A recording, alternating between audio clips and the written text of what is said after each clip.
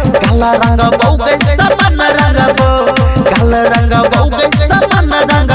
होली में करबो बाल पिके गजय और भांग होली में करबो बाल पिके गजय और भांग तोरा टोहला में के धमाल करबो काला रंग बहु समान रंग काला रंग बहु समान रंग काला रंग बहु समान रंग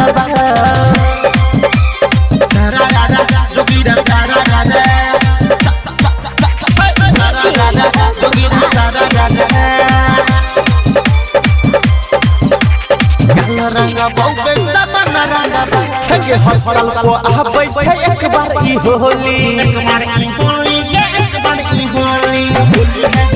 है सारा राधा है के हर साल को आबै छै एक बार ई होली गालो नई दै छै बोले छकिया बोली बोले छकिया बोली बोले छकिया बोली बोले छकिया बोली बोले छकिया बोली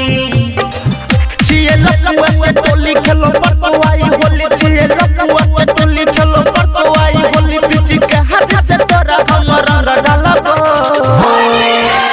काला रंग बहु समान रंग काला रंग बहु समान रंग काला रंग बहु समान रंग सारा राजा जोगीरा सारा राजा सारा राजा जोगीरा सारा राजा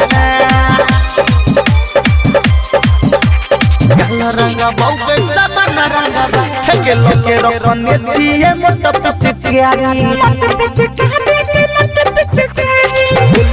होली है सारा राधा है के लोके रखने छिए मोट पिचकारी ऊपर नीचा डालबो करबो रंग दादी